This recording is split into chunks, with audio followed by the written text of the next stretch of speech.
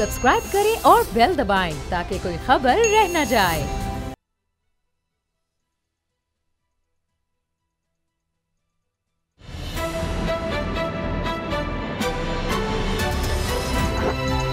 अब पता चला। बिस्मिल्लाहिर्रहमानिर्रहीम, अस्सलाम वालेकुम। मैं हूं मोहम्मद उसामा गाजी और आप देख रहे हैं अब पता चला। आज हमारे मेहमान होंगे मुस्लिम लीग नून के सीनियर रहनुमा राना सनाउल्लाह साहब और एमक्यूएम के रहनुमा फारूक सत्तार।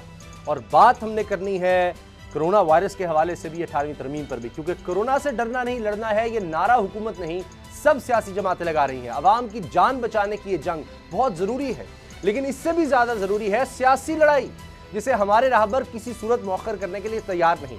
सियासत में एक हलचल नैब तरमीमी ऑर्डिनेंस की है, एक शोर 18वीं तरमीम का मचा है। हुकूमती और अपोजिशन पहलवान अपनी आस्तीनें चढ़ा रहे हैं, लेकिन ये सब हाथी के दांत दिखाने के और खाने के और के मिज़दाक है। वाकिफान हाल का दावा है कि कुछ लोर कुछ दो के मामलात हैं। नैब का कौन सा पर काटना है, कौन सा नाखून कुतरना है, हुकूमत और अपोजिशन में बस इस पर लेदे हो रही है। बदले में हुकूमत अपोजिशन की तरफ से 18वीं तरमीम में ताउन की मुतमन्नी होगी। नैब तरमीमी ऑर्डिनेंस का जो मुसव्विदा मीडिया पर सामने आया है, इसका मुख्तसर खुलासा यह है कि नैब ये भी नहीं कर सकता, वो भी नहीं कर सकता, इसे भी नहीं पकड़ सकता, उसे भी नहीं पकड़ सकता। इस मामले को नून लीग कैसे देख रही है, इसी पर हम सबसे पहले बात करेंगे राना सनाउल्लाह साहब से, जिनकी जमात के अक्सर रहनुमा नैब जदगान में शामिल है। जानते हैं वो इस सारे मामले को कैसे देख रहे हैं। राना सनाउल्लाह साहब बहुत शुक्रिया। मेरे साथ असद खरल साहब, बाबर डोगर साहब भी मौजूद हैं। सबसे पहले तो ये बताएं कि इस वक्त एक हंगामी सी सूरत हाल है पूरे मुल्क में, पूरे दुनिया में ही है। अब अपोजिशन हुकूमत मुखालिफ तहरीक की तैयारियां करने लग गई है। मौलाना फजलुर रहमान साहब ने राबते फिर शुरू कर दिए हैं। अब ये 18वीं तरमीम, ये राबते, ये सब ज़रूरी है या इस वक्त कोरोना का मामला ज़्यादा ज़रूरी है? देखिए, 18वीं तरमीम के ऊपर बहस का आगाज़ किसने किया? अगर तो अपोजिशन ने किया तो फिर अपोजिशन ज़िम्मेदार है, और अगर ये जो है शरारत हुकूमत की तरफ से हुई है तो फिर हुकूमत ज़िम्मेदार है। हुकूमत आदी है पिछले 18 माह से, पौने 2 साल से, कि ये मेन इशूज़ से तवज्जो हटाने के लिए इस किस्म की जो है वो नई चीज़ें जो है वो शरारत के अंदाज़ में जो है वो करती रहती है। क्या ज़रूरत थी असद उमर साहब को ये 18वीं तरमीम के हवाले से बात करने की? अगर वो बात ना करते तो इसका तो किसी को ख़्याल तक नहीं था। जब उन्होंने ये बात की है और उसके बाद मीडिया में वो लोग जो एक मखसूस बैकग्राउंड के हवाले से जाने जाते हैं कि वो कहाँ से इंस्ट्रक्शन लेते हैं और कहाँ से वो बात करते हैं, उन्होंने एकदम जो है इसके ऊपर शोर शुरू कर दिया है, एकदम इसके ऊपर तबसरे और एनालिसिस शुरू कर दिया। तो उससे जो है वो फिर अपोजिशन को बिलअमूम और पीपल्स पार्टी को बिलखसूस जो है इसके ऊपर तशवीश हुई, और फिर इसके ऊपर अपोजिशन लीडर्स की आपस में टेलीफोनिक गुफ्तगू हुई, और उसके बाद अपोजिशन ने एक अपना मौक़िफ़ दिया है, और वो मौक़िफ़ बड़ा दुरुस्त है कि 18वीं तरमीम को अब फर्दर प्रमोट तो किया जा सकता है। मज़ीद इख्तियारात जो है वो सूबों को मुंतकिल किए जा सकते हैं और किए जाने चाहिए। सूबों से इख्तियारात जो हैं वो डिस्ट्रिक्ट डिवीज़न लेवल पर जाने चाहिए। यही आइन का तकाजा है और इसी में जो है वो गुड गवर्नेंस है। अब आप जो है वो इस्लामाबाद में बैठ के या लाहौर, कराची और कोयटा और पेशावर में बैठ के जो है वो हर गांव और हर तहसील में जो है वो एक फंक्शनल एडमिनिस्ट्रेशन और जो है वो डेवलपमेंट जो है वो नहीं कर सकते। तो इसलिए इस चीज़ की ज़रूरत है। लेकिन अगर कोई ये चाहे कि 18वीं तरमीम को रोल बैक किया जाएगा या इख्तियारात को वापस मरकज़ की तरफ लाया जाएगा, तो ये नामुमकिन है, ये नहीं होगा, ये कभी हो नहीं सकता। तो इसलिए अपोजिशन ने सही मौक़िफ़ इख्तियार किया है। अगर गवर्नमेंट चाहती है कि इस वक्त कोरोना के ऊपर तवज्जो दी जाए, वैसे कोरोना से मतलब गवर्नमेंट कर तो कुछ भी नहीं रही, सिर्फ अल्लाह के सहारे पे पूरी कौम को छोड़ा हुआ है, कोई काम नहीं हो रहा, सिर्फ मीटिंग्स हो रही हैं। राना साहब, हुकूमत ये कि 18वीं तरमीम के ऊपर नज़रसानी करनी, इसे ख़त्म नहीं करना, और इस हवाले से क्या नून लीग से हुकूमत का भी राब्ता हुआ? नून लीग का इस हवाले से क्या मौक़िफ़? देखें, हमारे साथ किसी ने कोई रब्ता नहीं किया हुकूमत की तरफ से। अब नज़रसानी जो है ना, नज़रसानी में फ़र्क है। हुकूमत की नज़रसानी से लगता है कि वो 18वीं तरमीम में सूबों को जो इख्तियारात दिए गए हैं उनमें कमी लाना चाहती है। हमारी नज़रसानी से मुराद ये है कि जो सूबों को इख्तियारात दिए गए हैं उनको रेगुलेट किया जाए, उनमें जहाँ कहीं भी इम्प्लीमेंटेशन की कोई दिक्कत है उसको दूर किया जाए और फर्दर जो है वो सूबों को बाइख्तियार बनाया जाए। अब है कहने को तो दोनों नज़रसानियाँ हैं, लेकिन दोनों नज़रसानियों में ज़मीन आसमान का फ़र्क है और यही जो है वो फ़र्क बाइस बहस है।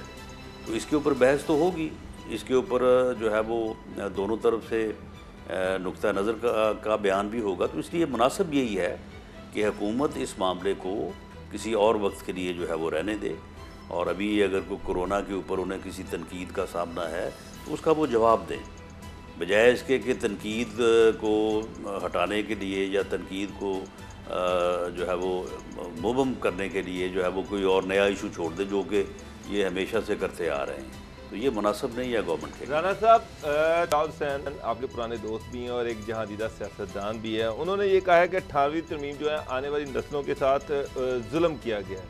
तो आपका इस पर क्या मौक़िफ़ है कि वाकई 18वीं तरमीम जो है ये आने वाली नस्लों के साथ जुल्म है?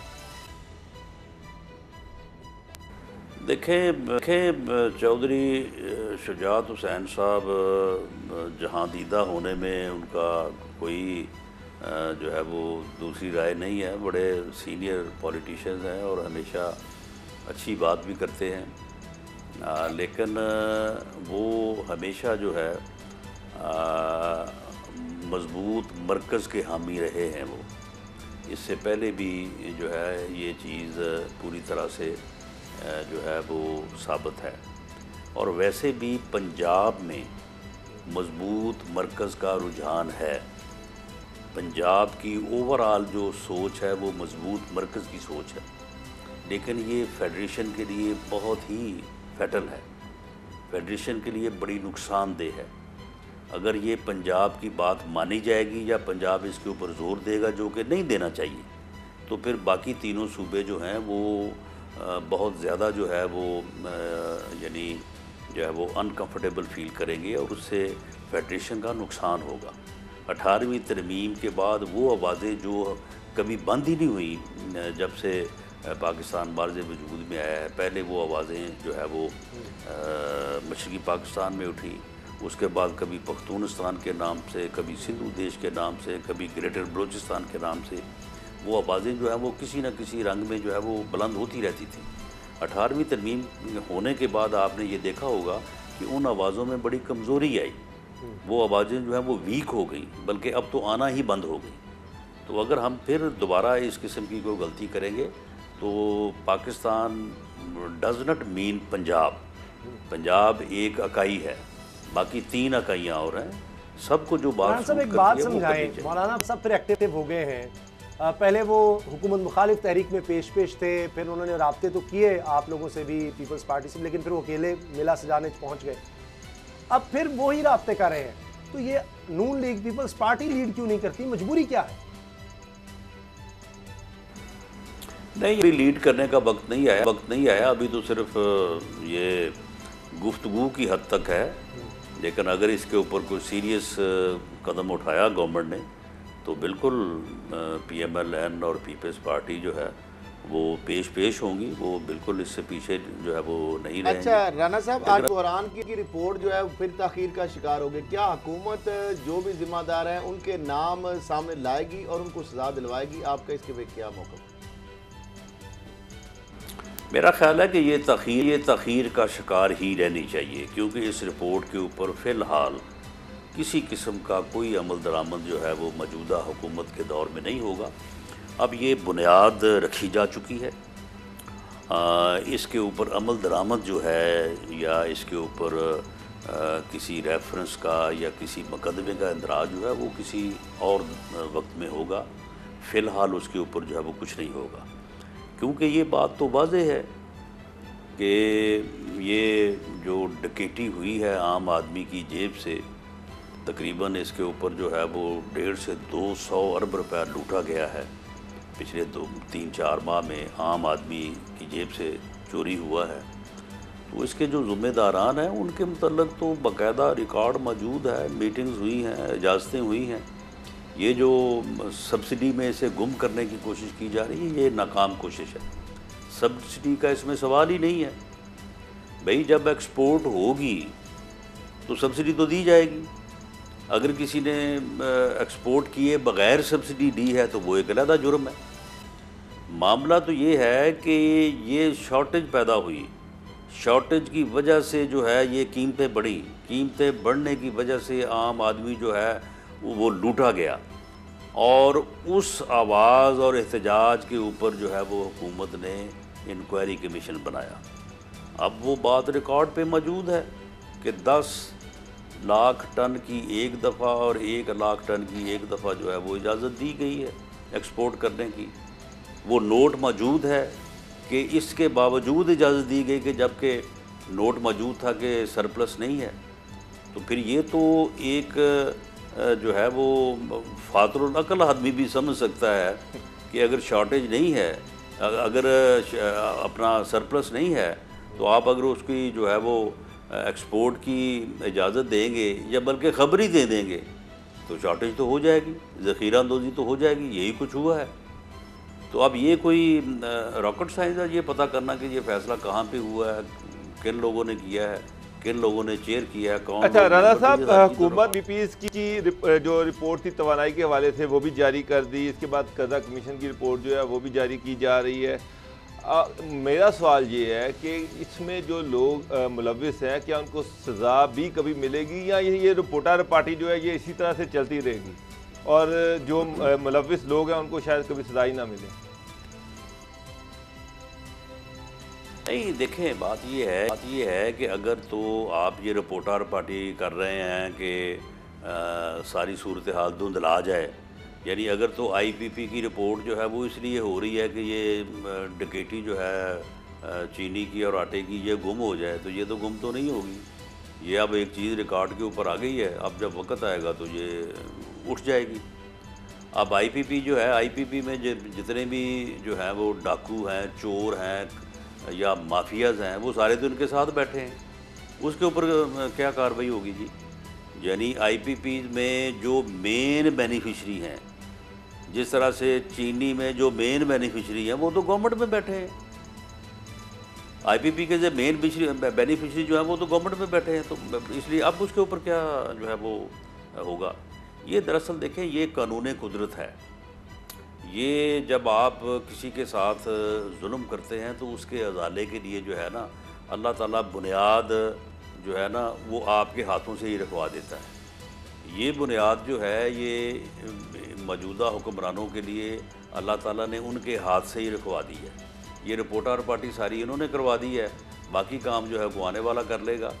तो फिलहाल तो नैब के हवाले से बहुत सी खबरें आती हैं कि शायद वो नारकोटिक्स के बाद आपके बारे में कुछ तैयारी माँ हो रही है। अब तो खबरें आ रही हैं कि नया मुसविदा तैयार है, बहुत सी उसमें बातें हो रही हैं। एक बात तो ये भी सामने आ रही है कि चेयरमैन नैब से इख्तियार लिया जा रहा है कि वारंट गिरफ्तारी अपनी जारी कर सकेंगे, और हुकूमत राब्ते कर रही है मुख्तलिफ जमातों से नए मुसविदे पर।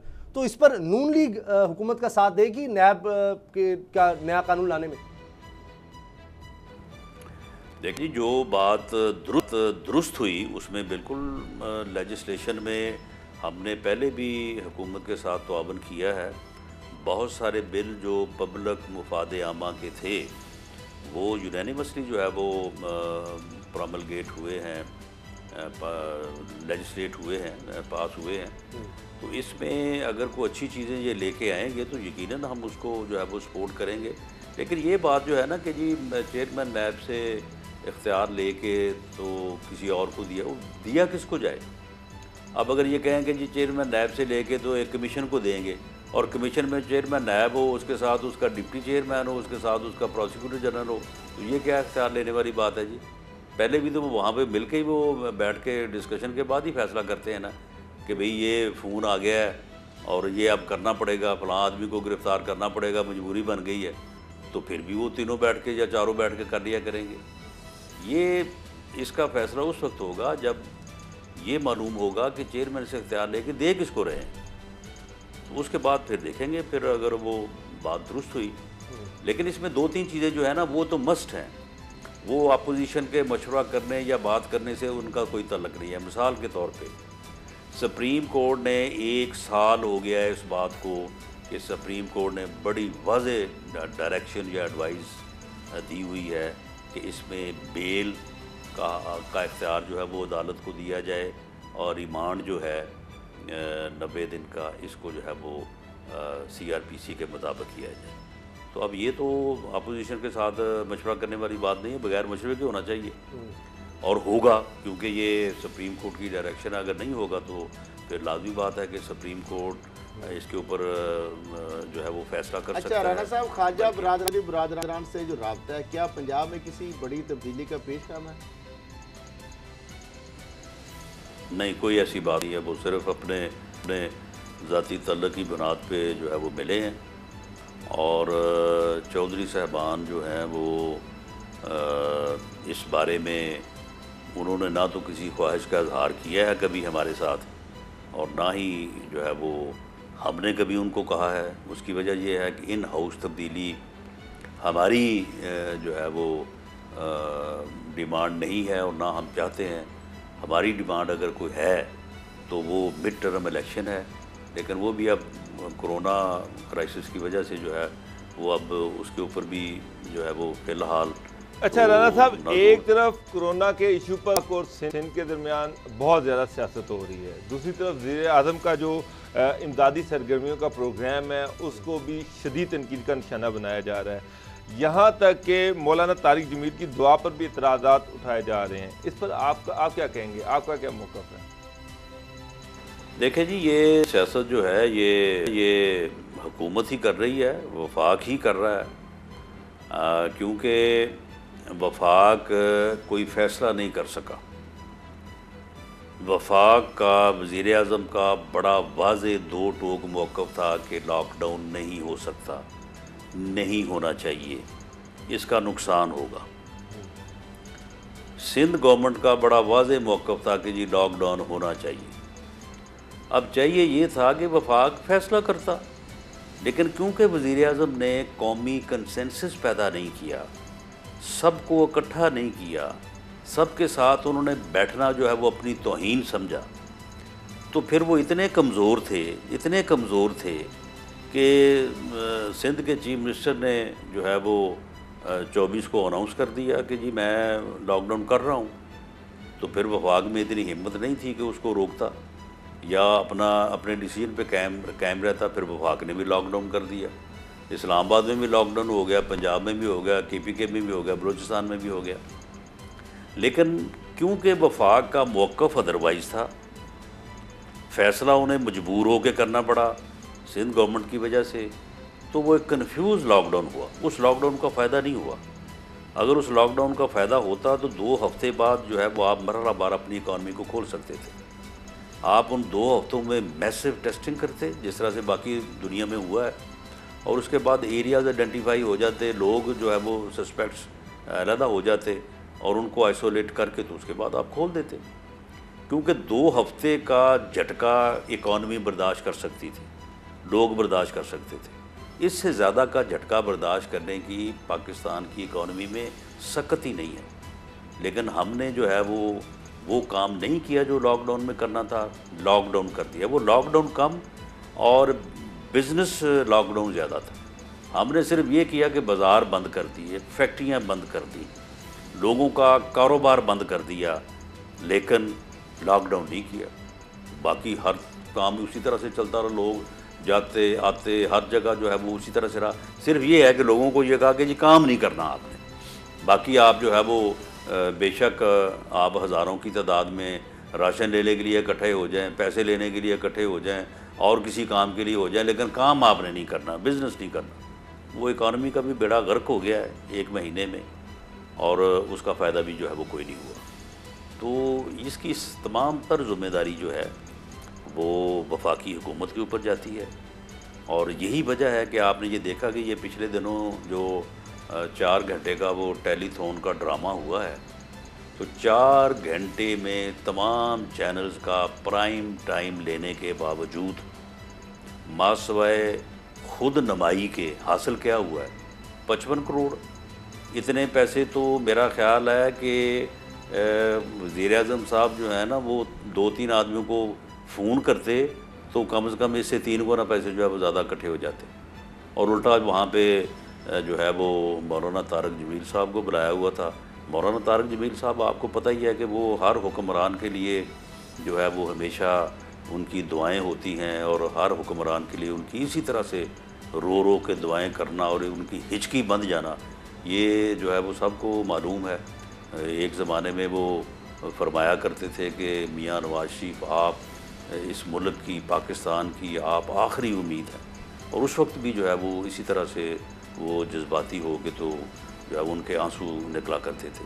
तो उस दिन उन्होंने जो है वो सारी कौम को ही कहा कि सारी कौम बेशर्म है, बेहया है, झूठी है, मीडिया सारा झूठा है, सिर्फ एक ही आदमी सच्चा है। उस दिन उन्होंने अपने आप को भी जो है वो कौम के साथ शामिल करके खुद को भी झूठा डिक्लेयर कर दिया। तो ये इस किस्म की चीज़ें जो हैं, इनसे जो है वो मैं समझता हूँ कि मामलात उलझे हैं, कोई उससे जो है वो बेहतरी नहीं है। बहुत शुक्रिया सनाउल्लाह साहब, मुस्लिम लीग नून के सीनियर रहनुमा हमारे साथ थे, और 18वीं तरमीम के हवाले से, नए नैब के कानून के हवाले से और कोरोना के इंतजाम के हवाले से अपना मौक़िफ़ दे रहे थे कि हुकूमत के इंतजाम क्या हैं। अच्छा असद खरल साहब, अब ये एक तरफ तो राना साहब का तो मौक़िफ़ नून लीग का सामने आ ही गया है, लेकिन लग रहा है कि ये अभी कोई बात बन नहीं रही अपोजिशन की बातों से लगा। अभी तो 18वीं तरमीम है, इस पर कोई ख़ास ऐसी है नहीं हलचल। मैं समझता हूँ कि असद उमर साहब का एक बयान है और उसके अलावा इसमें कोई एक तूफान खड़ा हो गया है। मैंने समझता कि इसमें कोई अभी और नैब के जो पर काटे जा रहे हैं, नैब आर्डिनेंस के मुसवदे की जो बात हो रही है और पूरा मुसवदा बयान किया जा रहा है। फ़रोग नसीम साहब जो हैं वज़ीर कानून, उन्होंने कहा कि ऐसा कोई मुसवदा जो मीडिया में चल रहा है उसका कोई हकीकत से कोई भी तल्लुक़ नहीं है। तो ना तो अभी नैब आर्डिनेंस में जो तरमीमी उस हवाले से हुकूमत का किसी भी पार्टी से रब्ता सामने आया है, और ना ही जो 18th अमेंडमेंट है उसके हवाले से हुकूमत ने किसी भी जमात से रब्ता किया। और जो तो संविदा चल रहा है मीडिया में, शहजाद अकबर तो तो उसको डिनाई कर रहे हैं, वो कह रहे हैं कि अभी तो इस तरह का कुछ नहीं है, अभी कुछ फाइनल नहीं है। जाहिर बात है, जब अगर कोई रब्ता करेंगे किसी हुकूमती पार्टी का कोई भी नुमाइंदा किसी भी जमात से करेगा तो वो चीज़ तो सामने आएगी। और ये असम्बली के अंदर बैठ के होनी है, लेजिस्लेशन अगर होनी है सेनेट के अंदर, कौमी असम्बली के अंदर, तो मैं समझता हूँ अभी दोनों चीज़ों के अंदर सवाए एक हाइप क्रिएट हुई है। अच्छा, अंदर की बात बताएं ना, आपको क्या लगता है मुख्तसरन के ये नैब का कोई कानून में जब तब्दीली की जाएगी वो पर काटे जाएंगे और फिर सुप्रीम कोर्ट के अहकामात हैं उसके मुताबिक टाइम फ्रेम में आएगा, क्या होगा? जो तो रिमांड है उस हवाले से भी ये जो 90 दिन की बजाय कम हो जाएगा। अच्छा, इसका दौरा नहीं है। दूसरी जो बात है, साहब अदालत को जमानत का इख्तियार दिया जाएगा। अच्छा, और जो चेयरमैन से इख्तियार लेके जिस तरह कमीशन की बात है वो भी इस तरह की चीज़ें आ रही हैं। वारंट ऑफ अरेस्ट जो जारी करने का इख्तियार है चेयरमैन से, वो भी वापस लिया जा रहा है। लेकिन बात यह है कि जब तक ये अगर मेच्योर तो तभी हो सकता है लेजिस्लेशन, उसके लिए बाकी पार्टियों को भी आपको शामिल करना पड़ेगा, या दूसरी सूरत पर आर्डिनेंस है। आर्डिनेंस पहले भी उसका ऑर्डिनेंस तो लैप्स हो गया, एक तो लैप्स हो गया, उसके हवाले से आर्डिनेंस के हवाले से भी मुसवदा जो दोबारा तैयार और उसमें नई चीज़ें आती हैं जो दोबारा पुराना एक आर्डिनेंस। लेकिन ये लग रहा है कि अब वो वाला नैब नहीं रहेगा। कमजोर जरूर होगा, इससे ताकतवर तो नहीं होगा, कमजोर ही होगा। पहले भी ताकतवरों के खिलाफ बहुत ज़्यादा वो उम्मीदों पर पूरा नहीं कर सका नैब, लेकिन अब वो भी उससे भी उसकी ताकत कम हो जाएगी। ब्रेक का वक्त है, ब्रेक के बाद हमारे साथ होंगे MQM के अहम रहनुमा फारूक सत्तार साहब। उनसे बात करेंगे कि कौन सी पार्टी उनको ऑफर कर रही है आने के लिए और इन मौजूदा हालात पर उनका क्या मौक़िफ़ है, सिंध हुकूमत के बारे में, वफाक के बारे में। ब्रेक के बाद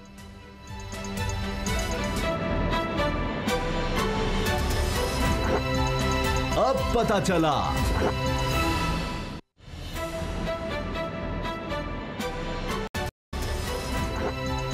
अब पता चला। ब्रेक के बाद खुशामदीद। जिस तरह मैंने आपसे अर्ज किया था ब्रेक से पहले, फारूक सत्तार साहब MQM के रहनुमा हमारे साथ हैं। फारूक सत्तार साहब, बहुत शुक्रिया आपके वक्त का। ये बताइए, बहुत सी बातें हो रही हैं, अभी 18वीं तरमीम की बात कर लें, नैब की, कोरोना वायरस की, सिंध हुकूमत एक तरफ है, वफाकी हुकूमत दूसरी बात की है, इन सब पर आपसे बात करनी है। फिर ये भी बातें हो रही हैं कि आप को बहुत सी ऑफर्स हैं कुछ पार्टीज़ में जाने की, उस बारे में भी हमने आपसे पूछना है। ये बताएं कि 18वीं तरमीम पर आप क्या कहते हैं? सूबों के इख्तियारात की बात जहाँ तक होती है, MQM का आपका इस पर क्या मौक़िफ़ है? और ख़ास तौर पर यह कि चौधरी शुजात साहब कह रहे हैं कि मुख्तलिफ जमातों से अब राब्ते करेंगे, कि ये मिसाल उन्हें दी है कि आने वाली नस्लों के साथ इंसाफ नहीं हुआ 18वीं तरमीम में कि उन्होंने सूबों को इख्तियार दे दिए तालीम का, तो हर एक का तालीमी निसाब मुख्तलिफ हो जाएगा तो बड़ा मसला बन जाएगा। क्या कहते हैं आप? मैं देखिए, सबसे पहली बात तो ये जो नैब ऑर्डिनेंस में जो बल्कि 18वीं तरमीम का आपने कहा, तो देखिए 18वीं तरमीम अपनी बज़ाते ख़ुद कोई बुरी चीज़ नहीं है। वो एक बड़े कौमी इत्तफ़ाक़ के राय के बाद पास की गई थी। इसमें जो असल गड़बड़ है वो ये है कि जो 7वां कौमी मालियाती कमीशन अवार्ड हुआ था, उससे जो वसाइल सूबों की तरफ मुंतकिल हुए हैं, तो मरकज़ अपनी बहुत सारी ज़िम्मेदारियाँ शायद अदा करने में बहुत मुश्किलात का सामना कर रहा है। और इसीलिए ये जो हुकूमत थी इससे पहले नवाज़ शरीफ साहब की और शाहिद खाकान अब्बासी की, उसमें ये पिंच उन्हें महसूस हो गई थी कि उनके वो ज़राए नहीं रहे जिससे कि उनके पास एक स्पेस होती थी काम करने की, बहुत सी वजारतों की जो ज़िम्मेदारियाँ उसको उस उमूर को अंजाम देने की। तो मैं समझता हूँ कि चूँकि 18वीं तरमीम एज सच उसमें तो इख्तियार गया है, इख्तदार गया है, लेकिन जो वसाइल गए जिसकी वजह से वफाक को बहुत कंस्ट्रेंट महसूस होती है, बहुत वो अपने आप को महदूद महसूस करते हैं, वो कौमी फाइनेंस कमीशन है 7वां, और जिसमें सूबों को बहुत सारे वसाइल दिए गए हैं। और अगर उसके बाद भी अगर सूबे ये कहते हैं कि उनके पास वसाइल नहीं, तो मैं समझता हूँ कि ये गलत है। और सूबों ने वो वसाइल फिर और नीचे डेलीगेट नहीं किए, बल्दियाती इदारों को, बल्दियाती हुकूमतों को या शहरी और ज़िले हुकूमतों को नहीं दिए। तो असल में यहाँ गड़बड़ है कि सूबे बहुत ज़्यादा अनबिल्डी हो गए, अनमैनेजेबल हो गए। और फिर सूबों ने 18वीं तरमीम में इख्तियारात भी लिए, और जो मुशर्रफ के ज़माने का जो बल्दियाती कानून था उसके इख्तियारात भी ख़त्म करके वो सारे इख्तियारात भी वापस ले लिए। तो इसलिए थोड़ा सूबे गुंजलक नज़र आते हैं, बहुत अनबिल्डी, अनमैनेजेबल नज़र आते हैं। फारूक साहब, आपने अभी एक बात की कि 18वीं तरमीम के तहत सूबों को बेतहाशा इख्तियारात मिले, लेकिन अब हम देख रहे हैं कि ये कोरोना के इशू पर वफाक, ख़ास तौर पर सिंध और वफाक की ठनी हुई है। सिंध ये कहता है कि हम वफाक की तरफ देख रहे हैं, वफाक ये कहता है कि सिंध के पास 18वीं तरमीम के बाद इख्तियारात हैं, वो इख्तियारात खुद इस्तेमाल करे। तो कुछ समझ नहीं आ रही, एक हौच पौच बना हुआ है कि ये सियासत किस चीज़ की सियासत हो रही है। अगर इख्तियारात सिंध गवर्नमेंट के पास हैं तो वो डिसीजन मेकिंग करे, वो बार बार वफाक को क्यों मोर्द इल्ज़ाम ठहराती है? देखिए, इसमें तो कोई शुबा नहीं है कि 18वीं तरमीम में बेतहाशा इख्तियारात और इख्तिदार और जो पॉलिसी करने और फैसला करने के इख्तियारात थे वो नीचे गए हैं सूबों के पास। इसमें कोई कलाम नहीं, इसमें कोई दो राय हो ही नहीं सकती है। इसलिए सूबों का अब मज़ीद इख्तियारात के लिए रोना मैं समझता हूँ कि ये मगरमच्छ के आंसू है। मतलब ये वो अपनी ज़िम्मेदारियाँ अदा नहीं कर रहे और किसी तरह उससे फ़रार इख्तियार कर रहे हैं। और बल्कि उन्होंने तो बल्दियाती इख्तियारात भी वापस लिए जो डिवॉल्व हुए थे, जो निचली सतह पर जो इख्तिदार और इख्तियारात मुंतकिल हुए थे और वसाइल भी, वो भी वापस ले लिए। तो सूबे तो अपनी जगह पर एक मुकम्मल इख्तिदार, इख्तियार, वसाइल, उनके पास हर तरह के जो है वो इख्तियारात हैं, वो रोना नहीं रो सकते। हाँ, मरकज़ का बहरहाल रोना है इख्तियार और इख्तिदार का, लेकिन वसाइल का रोना 18वीं तरमीम से नहीं जुड़ा हुआ, वो कौमी मालियाती कमीशन से जुड़ा हुआ है। सेल्स चले फारूक साहब, सेल्स टैक्स है जो कि यूटिलिटी पर वो सूबा सिंध ने कहा कि हमें दें, शायद पंजाब ने कहा कि हमारे बिहाफ पे वफाकी जमा करे, लेकिन जमा करके सूबों को देता है। तो सिर्फ सेल्स टैक्स थोड़ा सा नीचे गया है, वरना मैं समझता हूँ कि बाकी जो तकसीम हुई है वसाइल की, उसमें जो है वो सूबों को बहुत फ़ायदा हो गया। आगे लेके चलता हूँ, मैं इसी चीज़ को आगे लेके चलता हूँ। आपने कहा कि वसाइल का इशू है, यही रोना जो है वो जो आपके मेयर हैं कराची के, वो भी रो रहे हैं कि मेरे पास अख्तियार ही नहीं है, मेरे पास कोई चीज़ है ही नहीं है और इसलिए मैं डिलीवर नहीं कर पा रहा। और दूसरी बात ये है कि कराची में MQM एक बहुत बड़ी स्टेक होल्डर थी। अब कोरोना के इशू पर कराची में कोरोना फैल रहा है, कराची के लोग मुसीबत में हैं, कराची में ताजर जो है लॉकडाउन के खिलाफ बातें कर रहे हैं, वफाक की PTI की बात हो रही है, पीपल पार्टी की बात हो रही है, मुझे MQM नज़र नहीं आ रही। कराची की सबसे बड़ी स्टेक होल्डर बिल्कुल गायब है। क्या आप किस तरह से देख रहे हैं, क्यों गायब है वो? न सिर्फ MQM बिल्कुल मंजर से गायब है, उसके मेयर को भी आप कहीं नहीं देख रहे और कोरोना से लड़ने में कोई रोल नज़र नहीं आ रहा। वसाइल नहीं हैं, इख्तियारात नहीं हैं, लेकिन आवाम में आपका क्लेम है कि आपकी जड़ें तो आवाम में हैं, वोट तो आपने लोगों से लिए हैं, आपके नुमाइंदों को अपने इलाकों में नज़र आना चाहिए, अपने इलाकों में मौजूद होना चाहिए। यूसी चेयरमैन से लेकर डिस्ट्रिक्ट चेयरमैन, मेयर कराची और जितने भी MNAs और MPAs हैं, मुझे तो अफसोस इस बात का होता है कि MQM तो MQM, जो PTI के नुमाइंदे यहाँ सिंध के शहरी इलाकों और कराची से ख़ास तौर पर जीते, और ज़ाहिर है कि कुछ सीटें उन्होंने जीती और कुछ उन्हें जिताई गई, कुछ उनकी किस्मत ने उन्हें साथ दिया और वो सीटें उनको मिल गई। लेकिन मुझे कोई ऑपोजिशन सिंध में नज़र ही नहीं आ रही। कंवर नवेद पार्लिमानी लीडर हैं MQM के, वो कहीं पर नहीं नज़र आ रहे बयान देते हुए कि सूबाई हुकूमत की कौन सी पॉलिसी सही है, कौन सी पॉलिसी गलत है, राशन कितना तकसीम हुआ, 8 अरब का क्लेम किया गया। सुप्रीम कोर्ट ने कहा कि नाकिस राशन बटा है, और वो अगर 8 अरब का बटा है और 4 लाख लोगों में बट गया है, तो वो 4 लाख लोगों के कम से कम ID कार्ड तो डिस्प्ले कर दिए जाए ना वेबसाइट पे कि ये 4 लाख लोग हैं जिनको ये राशन मिला है। तो सिर्फ क्लेम नज़र आ रहे हैं। सूबाई हुकूमत ने एक अच्छा काम किया था कि वो लॉकडाउन की तरफ पहले चले गए थे। कोरोना की टेस्ट जो किट्स थी उन्होंने पहले मंगा के उसके टेस्ट पहले शुरू कर दिए, इसलिए उनके पास और उनके इस इक़दाम को सबने सराहा था। लेकिन उसके बाद जब राशन की तकसीम का नंबर आया तो डिस्ट्रिक्ट एडमिनिस्ट्रेशन के पास मुख्तलिफ मोहल्लों के नौजवानों की कोई फोर्स मौजूद नहीं जिसके ज़रिए से ये राशन बांटा जाए। तो लिहाजा जो मनपसंद अफराद थे, जो कारकुनान और उनके घर वाले थे, जो सिर्फ उनके जानने वाले थे, या तो अगर बटा है तो सिर्फ उन लोगों में बटा है। और सफेद पोश तो ऐसे हैं जो बाहर निकल कर छीना झपटी में ट्रकों के पीछे लाइन लगाकर, या अब्दुल्ला कॉलेज में जो एहसास प्रोग्राम के 12,000 रुपए मिले वो लेने के लिए भी वो तो वहाँ भी नहीं गई। मेरी बहनें, मेरी बेटी जो सफेद पोश घरानों की हैं, वो तो अभी भी घरों में ये भूख से फाके से मर रहे हैं वो। जी फारूक सत्तार साहब, मैं सवाल ही कर रहा था, आपने कहा कि MQM को भी स्टेक मिला, वो भी इलेक्शन वहाँ से लड़े हैं, उनको जाना चाहिए, तहरीक इंसाफ भी लड़ी, उसको वोट दिलवाए गए। आपकी क्या मुराद है? यानी आप इलेक्शन जब लड़े तो आप हारे या आपको हरवाया गया है? देखिए, मेरा तो पहले दिन से ये मौक़िफ़ है, कम से कम 4 से 6 सीटें MQM की छीनी गई हैं, और वो इसलिए आसान हो गई कि जो हमारे यहाँ हमने गलतियाँ की और 2013 के इलेक्शन से सबक नहीं सीखा, और उसके बाद अपनी सफ़ों को दोबारा से ऑर्गेनाइज़ नहीं किया, ओवर कॉन्फिडेंस में मारे गए। फिर जाहिर है कि एक लंदन से हमने अलहदगी इख्तियार की थी, उसका एक फैक्टर था, और इसी तरीके से फिर मुस्तफ़ा कमाल साहब ने अपना एक PSP बनाई हुई थी। फिर हमारे आपस में जो है वो बहुत सारे, एक और ग्रुप हमारा बन गया, हमारा इख्तलाफ आपस में हो गया। तो वो सारी चीज़ों से ये आसान हो गया कि कुछ सीटें तो नेचुरली हम हारे हैं, कम से कम 4 सीटें हम नेचुरली हारे हैं, लेकिन 4 से 6 सीटें हमारी ली गई हैं।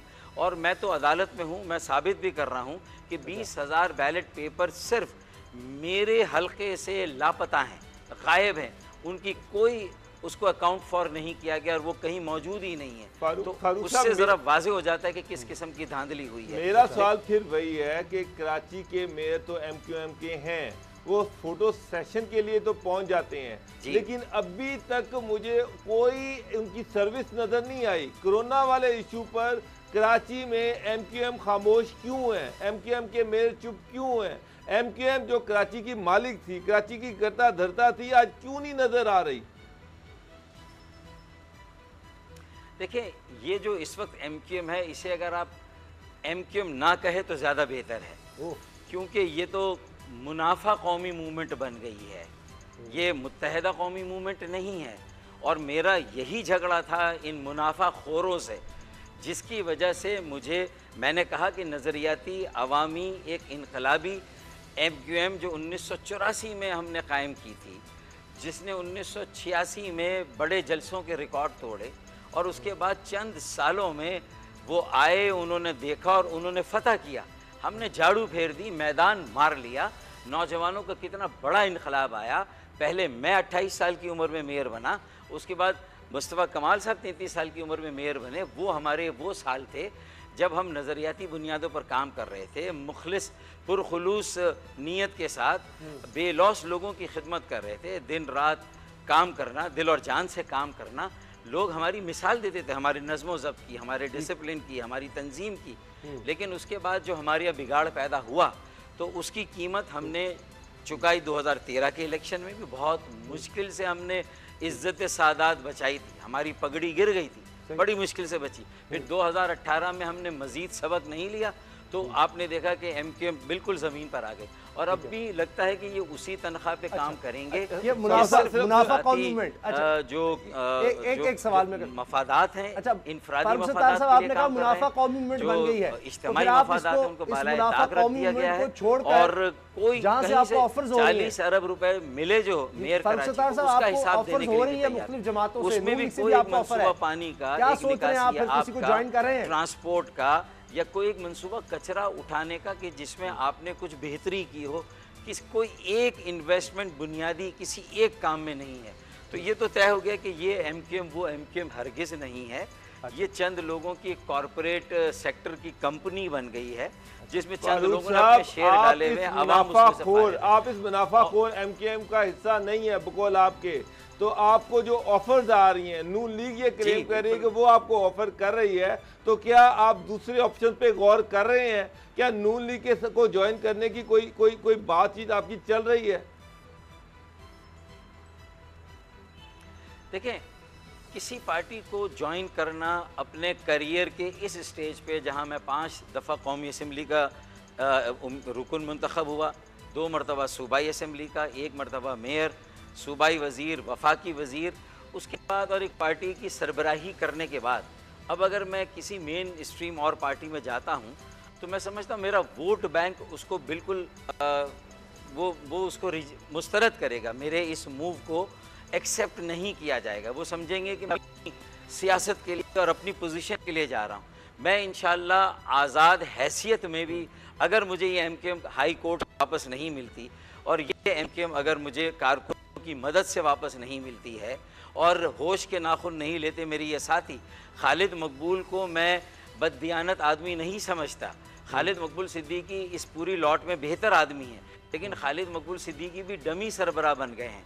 उन्होंने भी उसी तनख्वाह पे काम करने का फ़ैसला कर लिया है और बड़ी खूबसूरती से ये इमरान खान से झगड़ा नहीं था कि 162 अरब का पैकेज नहीं मिला, ये सारा झगड़ा पार्टी के अंदर का था।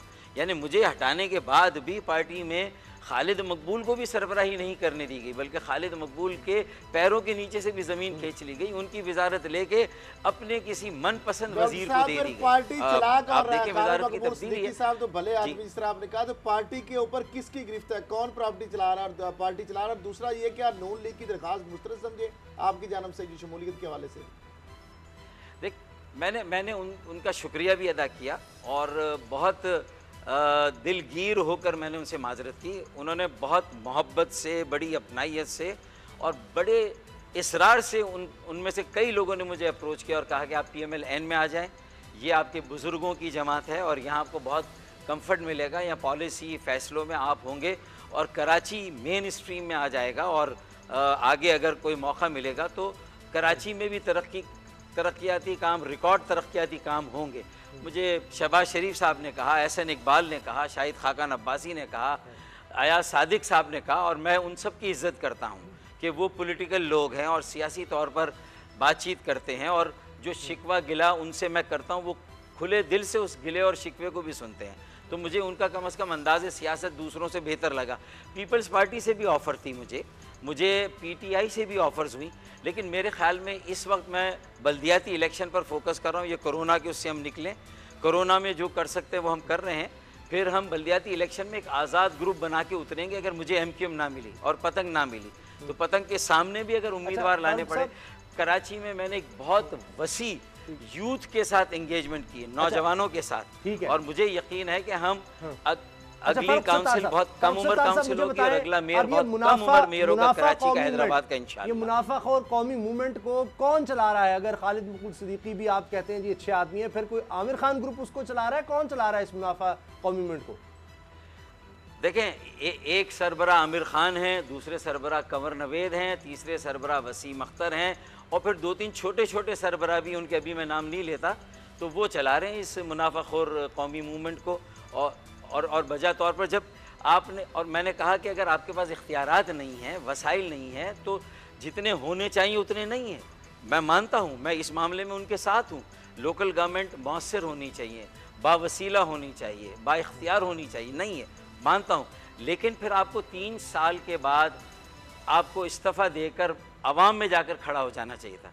या कम से कम 2500 काउंसलरों की फ़ौज ज़फ़र मौज को लेकर आप वज़ीर आला हाउस के बाहर बैठते, धरना देते। जब तक आपको वाटर बोर्ड के इख्तियारात, सैनिटेशन, सॉलिड वेस्ट मैनेजमेंट के इख्तियारात आपको ना मिल जाते, जब तक आपको पानी के निकासी या आपके और ट्रांसपोर्ट के ये जो बुनियादी जो आपके काम है, अगर ये इख्तियारात आपको जब तक नहीं मिलते, अगर आप मेयर से आप बैठे भी हैं कुर्सी पर, फिर आप रोना भी रो रहे हैं, तो अवाम इसको एक्सेप्ट नहीं करेंगे। तो मैं ये समझा कि इन्होंने मेयरशिप का और कराची की बल्दिया जिसमें एमकेएम साल से कामयाब हो रही थी, उसका सौदा भी कर लिया है और वो भी किसी और को देने का फैसला कर लिया। ये मुझे यकीन कह रहे हैं, आप कमर साहब का भी नाम ले रहे हैं, आप वसीम अख्तर का भी कह रहे हैं कि सब सरबार बने और भी छोटे छोटे हैं, तो फिर आप इन सब का मुकाबला कैसे करेंगे अकेले? और आप अपना फ्यूचर कहाँ देख रहे हैं? आप अपना पॉलिटिकल फ्यूचर कहाँ देख रहे हैं? देखें एमक्यूएम के जो वोटर हैं वो भी मजबूर हैं। वो इस तरह जज्बाती तौर पर एमक्यूएम के साथ, पतंग के साथ इस तरह जुड़े हुए हैं कि वो ये नहीं देखते कि ये पतंग किसके हाथ में है। कब्ज़ा गिरों के हाथ में, जो पार्टी के वडेरे हैं उनके हाथ में, लूट मार करने वालों के हाथ में ये पतंग है। वो बेचारे इस चीज़ को नहीं देखते और वो पतंग के साथ जज्बाती तौर पर जुड़े हुए हैं। तो मैं चाहता हूँ कि वो वोट बैंक जो एक जगह मौजूद है वो ना बिखरे, उसको उसी जगह कायम रखा जाए। इस एमक्यूएम में सुधार पैदा किया जाए, इस्लाह की जाए, अच्छे लोगों को लाया जाए, डाइवर्स किया जाए। जो मुल्क की सारी ज़बानें बोलने वाले कराची में हैं, मुल्क के हर इलाके के लोग कराची में रहते हैं। इसे कसीरुल जहती, कसीरुल इकाई, कसीरुल लसानी, इसे एक यूनिटी इन डाइवर्सिटी का मॉडल बनाया जाए। एक सही मानों में middle class, educated, urban political phenomenon जो होता है, वही मॉडल जो 84 में जो जोश और जो वलवला था, उसी वलवले को दोबारा उजागर किया जाए। और इसी खातिर मैंने कराची के नौजवानों के साथ गुज़िश्ता 2.5 सालों में एक वसी तर जो है वो अपनी कनेक्टिविटी कायम की, अपना राब्ता कायम किया है। और मुझे उम्मीद है कि अगर ये पार्टी मुझे मिलती है तो भी मैं नए लोगों को उम्मीदवार बनाऊंगा, नए लोगों को पार्टी में लाऊंगा, इंट्रा पार्टी इलेक्शन करा के इन वडेरों से पार्टी को निजात दिला के अनसियर मुखलिस नजरियाती लोगों को इंशाल्लाह। जी बहुत शुक्रिया फारूक सत्तार साहब। वो कह रहे हैं कि नए लोग मैं लाऊंगा जब मुझे पार्टी मिलेगी, तो इसका मतलब है कि जो अभी लोग हैं, फारूक सत्तार साहब अगर आते हैं तो उनको उस तरह जगह नहीं मिलेगी। आने वाले दिनों में हम इनसे मज़ीद इस तरह से बात करते रहेंगे। प्रोग्राम देखने का बहुत बहुत शुक्रिया, जो हमें याद रखिएगा। इजाज़त दीजिए, अल्लाह हाफ़िज़।